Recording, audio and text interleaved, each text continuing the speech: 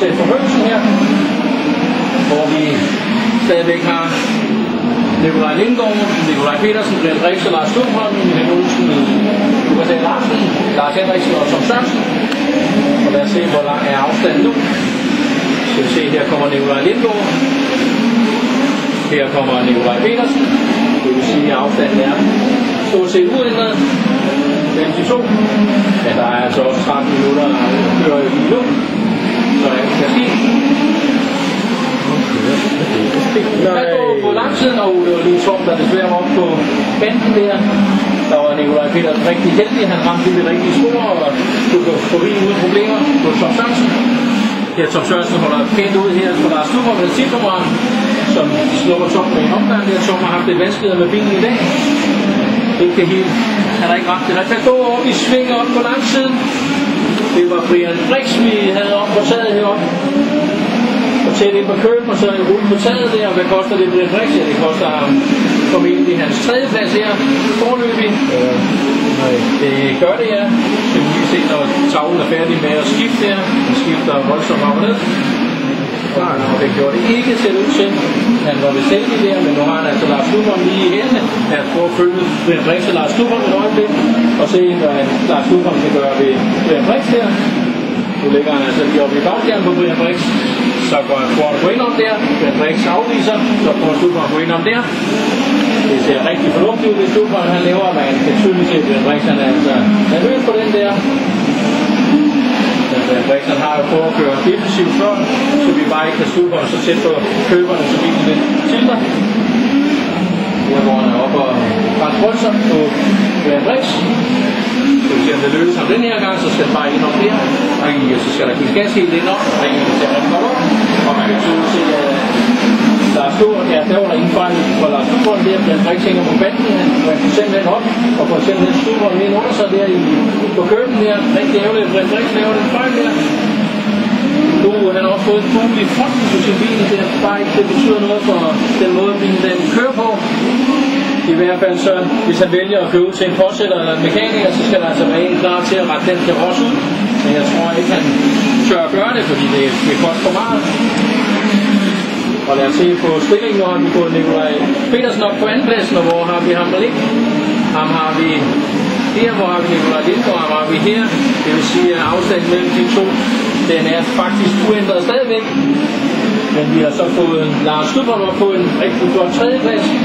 De to teamkammerater, Nikolaj Petersen og Lars Stubholm i sin Valder Superhopper, de ligger til en sølv- og bronzemedalje i øjeblikket. Rigtig flot og rigtig flot kører af Nikolaj Lindgaard også, som har kørt her i 10 minutter af løbet nu. Og det ser ud til, at hans Alfa Romeo 156 her, den ligger rigtig flot i svinget her, hvor hans konkurrent Brian Brix giver den plads, han skal have for at komme forbi, uden at det koster Brian Brix noget. Det ser ikke ud til, at det betyder så meget på Brian Brix med den bule i fronten der. Der er i hvert fald god fart i bilen stadigvæk, men det er muligt, at der er lidt med styringen på den. Når man har sådan en bule der, det giver i hvert fald en anden downforce i fronten på bilen. Den kan godt virke som om den trækker lidt skævt, når man kører ned ad langsiden. Fordi der simpelthen er en større vindmodstand i den ene side af fronten der, så vil det give mulighed i bilen. Men Nikolaj Lindgaard ude på siden 51 omgang skarpt og fuldt af Nikolaj Petersen. Begge ude på langsiden her. Og Nikolaj Petersen han ved godt, hvad lektien er her. Det er simpelthen bare at komme op, og så nu skal Brian Brix give plads til Nikolaj Petersen, fordi han først har stået af Brian Brix rigtig flot i den fornødne plads der. Nikolaj Petersen han skal simpelthen bare sætte ind nu, hvis han står. Og det ser også ud som om, at han faktisk henter ind på Nikolaj Lindgaard. Det gør han også, kan man se, at han henter de forvener her på den omgang.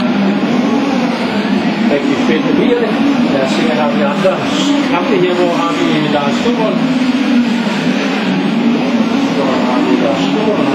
Her han kører i egentlig majestæt her på sin 3. plads. Og det er for at koncentrere os om den førende bil, Nikolaj Lindgaard. Og så se, hvordan der er ned til bil nummer 25 på vandpladsen. Det er Nikolaj Petersen, der kommer Lindgaard på langsiden, og her kommer Nikolaj Petersen på langsiden. Og det ser igen ud som om, at der er på afstanden imellem dem der. Det ser Man skal altså virkelig køres tæt om køberne her, hvis man skal redde de få 10-dele, 100-dele, der skal til på at hente ind. Og så skal man altså også være rimelig heldig, når man kommer i trafik.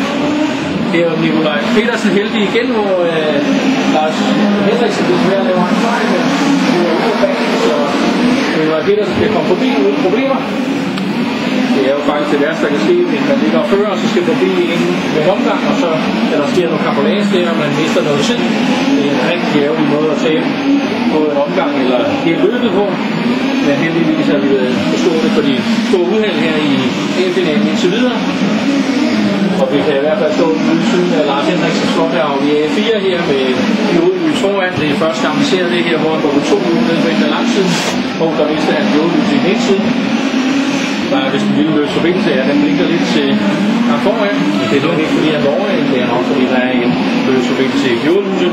Men lad os prøve at koncentrere os lidt igen, og Nikolaj Lindgaard, en af de absolut bedste kører i Danmark, og så ham, der kører lige efter, som er ved at hente ind på. Absolut også en af vores bedste kører i dansk MRC-sport, Nikolaj Petersen, som absolut har hentet ind på Nikolaj Lindgaard. Nu ser det faktisk rigtig godt ud for Nikolaj Petersen. Der er faktisk gået 10 meter imellem dem. Så lad os se, om vi kan få en herredyst, eller hvad skal vi kalde det, en drengdyst. Det er jo ikke en 16-17 år, to knægte, og det kunne da være rigtig spændende her de sidste 5 minutter, hvis vi kunne få en dyst, hvor vi virkelig ser racerløb i